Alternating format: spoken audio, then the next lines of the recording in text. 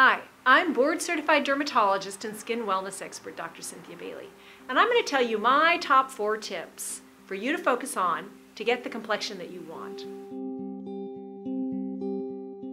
So, tip number 1, really simple. Stop cleaning your skin the wrong way. How you clean your skin is actually important. It needs to be clean, but not so clean that you've irritated it, and you don't want to introduce allergens in your cleansing step that are then going to cause downstream rashes and allergic reactions. So cleaning your skin is really just about getting off dirt, oil, product, debris, and prepping your skin to absorb the next products that you apply in your skincare routine. So don't over-clean your skin, don't under-clean your skin, but do clean your skin, ideally twice a day, with simple products. Some of the best options include just simple soaps without fragrances and allergens in them. So a simple natural made soap without any scent, a glycerin bar of soap, glycerin cleansers, something called Syndits, which stands for synthetic detergents. Those are those hypoallergenic pH balanced products. Those are great ways to clean your skin. You can use a washcloth, you can use your fingertips, you can use an exfoliative sponge, you can use a Clarisonic or sonic cleansing system.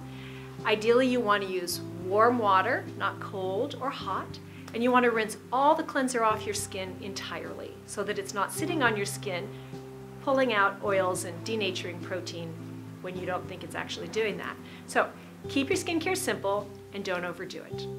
Tip number 2, create a complete synergistic skincare routine to address your skincare problems and maintain healthy skin.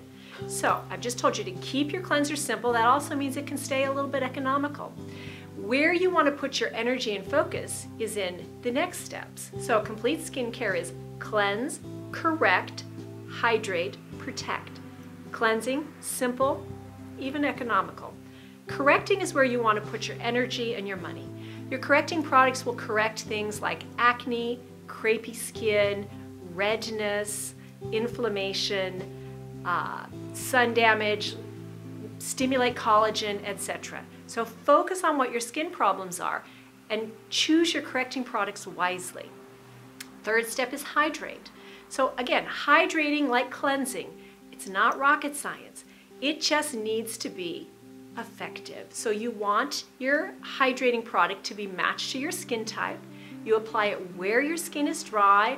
Often that's the periphery, although as we age, it's often the entire face. Your hydrating moisturizing products are usually a balance of oils, water-binding ingredients like glycerin or hyaluronic acid, maybe some oil replacers like ceramides.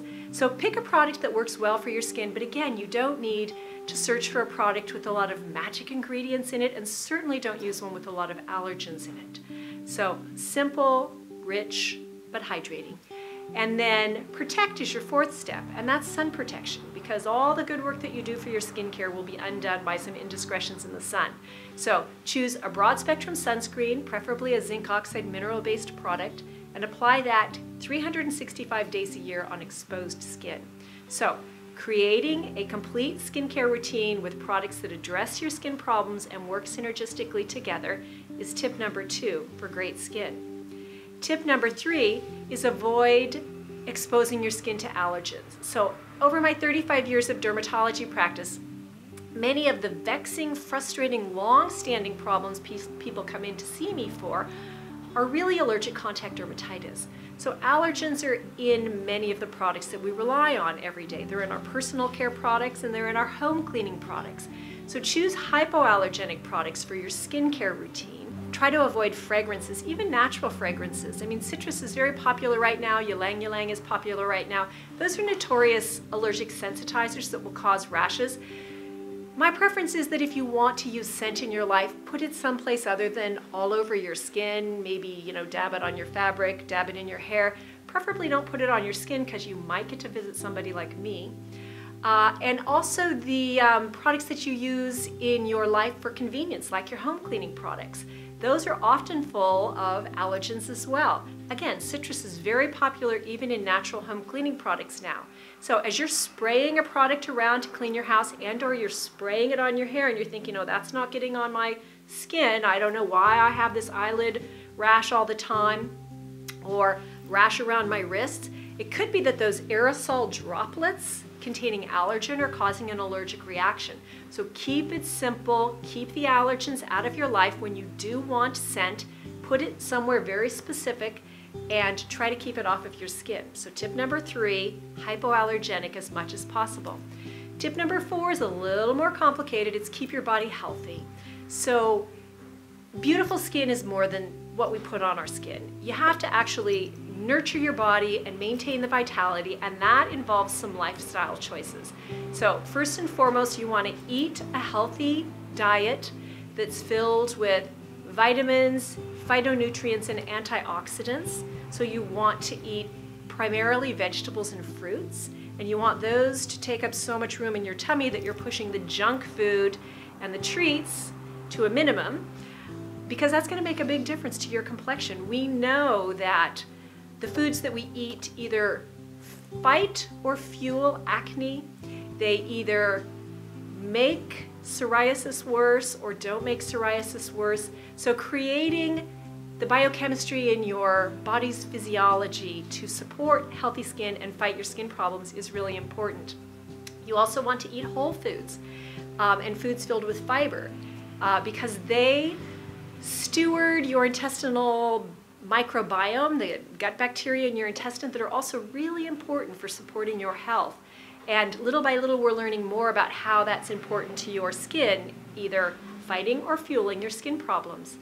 Find a way to make your snack foods healthy. Those are often the places where we really get into trouble with our diet. So carrot sticks, pre-cut apples instead of chips, and something out of the candy machine in the middle of the afternoon when your blood sugar plummets. And drinking water instead of sugary drinks. So try to replace those almost invisible opportunities to ingest too much sugar with just drinking lots of water and or unsweetened tea. If you have specific skin problems, do a little research on what diet supports healing those and helps you fight them. So acne, we know that dairy makes it worse. We know that high glycemic foods make it worse. Psoriasis, we know that there are comorbidities driven by dietary indiscretions that go along with just really out of control psoriasis. So you want to figure that out. It's a little complicated, but it's not impossible to wrap your head around that. And then exercise is also really important. So a good bout of exercise and your complexion is going to look a whole lot better.